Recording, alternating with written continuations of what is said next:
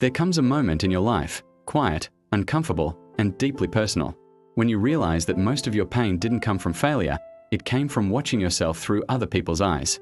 From the looks you imagined, the judgments you feared, the opinions you never asked for, yet somehow obeyed. And the truth is, the moment you stop caring about opinions, something powerful wakes up inside you. Something dangerous. Something free. This message is for the person who feels watched even when they're alone.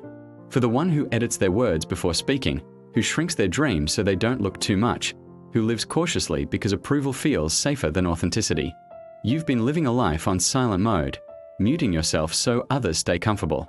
But what if the very opinions you're trying to please are the chains holding you back? What if freedom begins the moment you stop asking permission to be yourself? At some point, you learned that being yourself came with a cost. Maybe you were laughed at. Maybe you were criticized. Maybe you were told to be realistic, to calm down, to know your place. So you adapted. You started performing, smiling when you didn't feel joy, agreeing when your spirit screamed no. You didn't lose yourself all at once. You gave yourself away in pieces, one opinion at a time.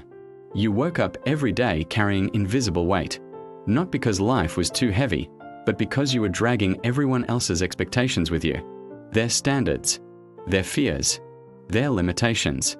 You confused their opinions with truth, and slowly, quietly, you began living someone else's version of your life.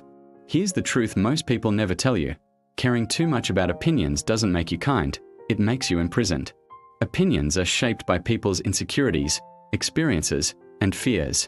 When you let them define you, you inherit limits that were never meant to be yours. The world doesn't punish you for failing. It punishes you for standing out, for daring to be different, for choosing courage over comfort. That's why opinions are loud when you're about to grow. They get louder when you're close to breaking free. And somewhere along the way, you start mistaking silence for peace. But silence isn't peace when it costs you your voice. If this message is already speaking to something deep inside you, something you've been carrying quietly, this is your reminder that you're not alone.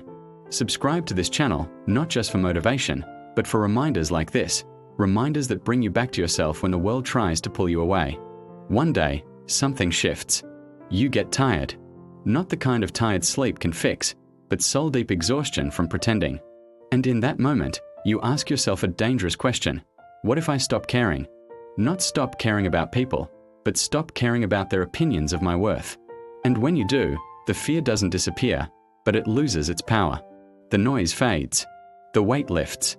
You realize most people were never watching you as closely as you thought. And those who judge, they were never brave enough to live honestly themselves. When you stop caring about opinions, you don't become cold, you become clear. Your decisions feel lighter. Your voice sounds stronger.